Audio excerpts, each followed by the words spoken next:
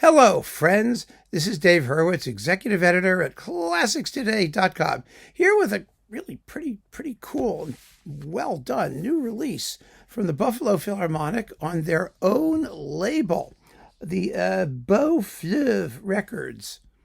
I mean, a Beau Fleuve. It's a beautiful river in French, because a river is a fleuve. It's not a rive. That's a shore or a bank, as in the rive gauche, the left bank in Paris, right? But this is a Beau Fleuve, and there's really quite a few albums on this. I didn't even know that the Buffalo Philharmonic had its own label, because as usual in the wonderful world of classical music, nobody tells anybody anything. But, they've got a lot of records, a lot of basic repertoire and other stuff, and some interesting repertoire too. So I plan on talking about those.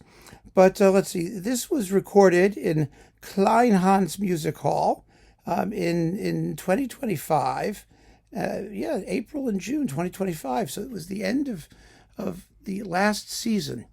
And these are both, of course, we don't know the Violin Concerto by Behzad Ranjbaran. Yes, that's the Violin Concerto. Ein Heldenleben is a little bit better known. But in order to find out who Ranjbaran is, this comes in one of these little paper sleeve things where you have to get the discs out of the middle, which is awkward. So I have my CD extraction device here at the ready. Where did it go? Oh, here it is. Well, there's one of them. There's this one. There's this one. Oh, there it is. My CD extraction devices, but the best one. These are all useful and for various configurations of awkwardly packaged compact discs. But come on, if you're going to do physical product, you have to really get serious. But this is the best. I've talked about it before. It is the fabulous fake eyelash applicator with the vinyl tip. It's amazing. You can do anything with it, in the world of CDs. So I can, first of all, the CD's in the middle here, which I don't need to get out at the moment, but I do need the booklet. So you simply put it up here, you add your extraction device, and out it comes. Isn't this fabulous? Artificial eyelash applicators. Who knew? Anyway, so now we have the booklet. And let's see what it says here.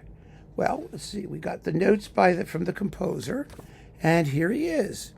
Is known for music, Ranjbaran is known for music that is both evocative and colorful and strong in structural integrity and form. Yes, it's his Persian heritage. I knew he was Persian. I just knew it. You could tell from listening to the music. But it's not just like belly dancer music. It isn't. It's actually a wonderful piece. In fact, I want to talk about that first. It may be more interesting than Ein Heldenleben. Actually, that's me. It's a beautiful work, a full-length work, a good half an hour of music. Seems to me powerfully written for the solo instrument. Excellently played by Nikki Chooi. And, it's colorful and tuneful, and I really enjoyed it. And they just give a dynamite performance, it seems to me. I mean, I think this is worth hearing just for the Violin Concerto. I really do. I think it's a tremendous piece. It's romantic nationalist, but in a good way. And it could easily be in the repertoire. I mean, if you like, let's say, the Cacciatorian Violin Concerto, for example, or any of those colorful sort of nationalistic pieces, you're going to love this. So that's a big selling point, which no one will tell you, I'm sure. So there's that. Now we get to Ein Heldenleben, A Hero's Life, which is A Hero's Life on the cover and Ein Heldenleben on the back.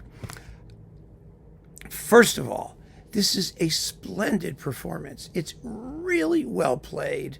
I know because Maestro, whatever you call them now, Maestro Falletta wrote to me and said they were really proud of this. And I'm telling you that because I don't want there to be anything between us. If I didn't think she was right, I would say so. It's not a problem, believe me. But this really is good. First of all, timings. Let's just talk about timings. Ein Heldenleben is a difficult work to perform. We all know that, don't we? It really goes on 10 minutes longer than it has any right to. It should end with the battle. We don't need the part where Strauss writes his own greatest hits and then is nauseated by the world and renunciates everything. And I mean, who cares, right? But it works up until, Strauss starts imagining his own, later life. I mean, when it sticks to the material facts at the beginning, it's kind of fun. It does have in The Hero's Girlfriend possibly the most irritating, I don't know, mini violin concerto in the entire universe. And Nikki Chooi plays it really, really well. Really with a tremendous character. So you actually care about what the violin is doing. So that's really an important thing. But what really matters, I said timings. Falletta gets through the entire work in about 45 minutes.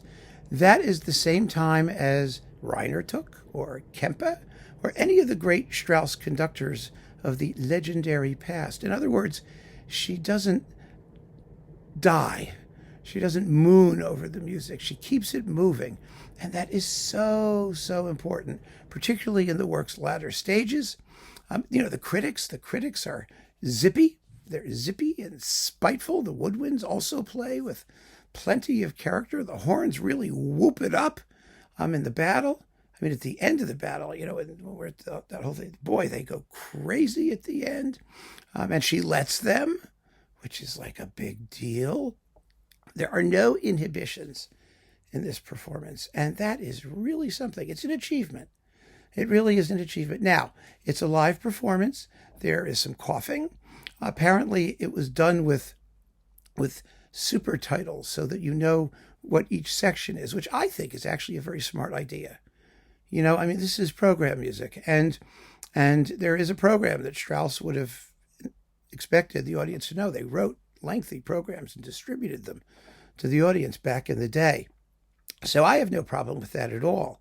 It would be wonderful with Till Eulenspiegel, where Till pisses on the crowd from the tower and things. I mean, who would know? The only catch is that there are a couple moments where you may get some audience reaction because of that. I think in just before the, renunciation business, when the fat chubby critics, really, the nerve shows up again on the tubas, that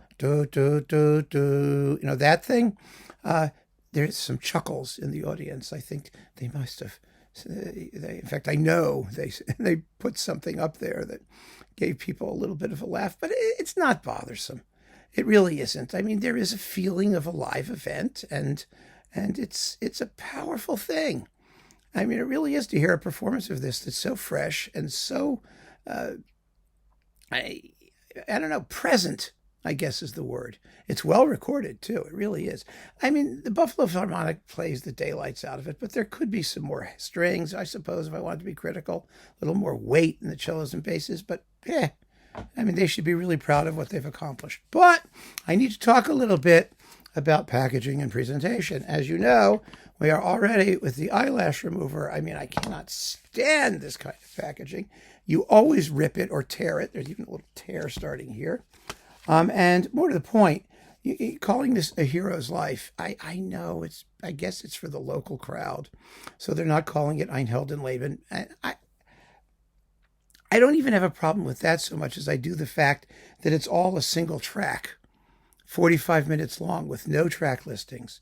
And that's amateurish. It just is. I mean, there are certain modalities of communication in the wonderful world of classical music, and the people who are interested in classical music, even if they don't know it very well, it's perfectly fine to call it A Hero's Life. It's all right. But give us information. Put it on the back here. Do it the way we're supposed to see it, so that everybody knows that it's all there and what's going on, and that's how you learn.